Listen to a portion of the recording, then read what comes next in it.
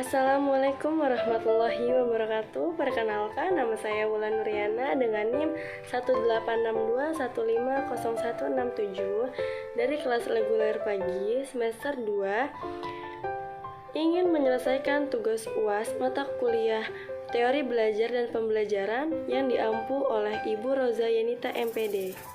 Saya akan menjelaskan teori belajar yang digunakan di BKB Melati.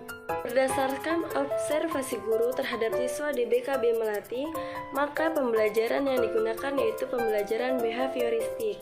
Teori behavioristik adalah teori belajar yang mengedepankan perubahan perilaku siswa sebagai hasil proses pembelajaran. Terjadinya perubahan tingkah laku siswa ini diakibatkan oleh adanya interaksi antara stimulus dan respon. Ciri-ciri teori belajar behavioristik yang pertama, teori belajar ini sangat mengutamakan pengaruh lingkungan. Yang kedua, para penganut teori behavioristik berpendapat bahwa hasil pembelajaran berfokus pada terbentuknya perilaku yang ingin dibentuk. Yang ketiga, teori ini lebih mementingkan pembuatan reaksi atau respon. Yang keempat, terlihat dengan jelas teori ini bersifat mekanis. Salah satu contohnya adalah jika melakukan kesalahan maka harus meminta maaf. Yang kelima, menganggap latihan itu adalah hal yang penting dalam proses pembelajaran. Tidak mengherankan, cara-cara seperti drilling mudah sekali ditemukan di kelas-kelas yang menerapkan teori belajar behavioristik. Lalu, adapun beberapa kelebihan yang dimiliki oleh teori behavioristik adalah yang pertama, siswa-siswa selalu dibiasakan untuk latihan dan praktik. Mereka dilatih untuk memiliki unsur-unsur kecepatan, spontanitas, kelenturan, refleks, dan daya tahan. Yang kedua, siswa didorong untuk berpikir linear dan konvergen.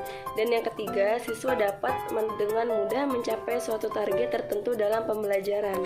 Lalu adapun contoh penerapan teori belajar behavioristik di BKB Melati, yaitu seorang murid yang bernama Cantika tidak sengaja mencoret buku Elisa.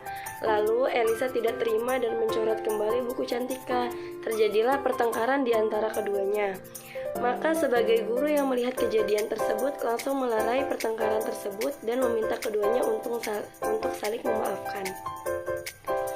Melalui teori belajar behavioristik ini, maka membutuhkan peran guru dalam pendampingannya sebagai orang dewasa. Dengan praktek dan pembiasaan, anak-anak BKB Melati setiap melakukan kesalahan langsung refleks meminta maaf. Prinsip teori belajar behavioristik adalah sebagai berikut. Apabila seseorang sudah mampu menunjukkan perubahan perilaku, maka dikatakan sudah belajar. Artinya, kegiatan belajar yang tidak membawa perubahan perilaku tidak dianggap belajar menurut teori ini. Lalu, hal yang paling penting pada teori ini adalah stimulus dan respon, karena bisa diamati. Hal-hal selain stimulus dan respon tidak dianggap penting karena tidak bisa diamati. Lalu adapun adanya penguatan atau reinforcement, yaitu hal-hal yang bisa memperkuat respon. Penguatan bisa berupa penguatan positif dan negatif. Sekian presentasi yang saya jelaskan, semoga bermanfaat. Wassalamualaikum warahmatullahi wabarakatuh.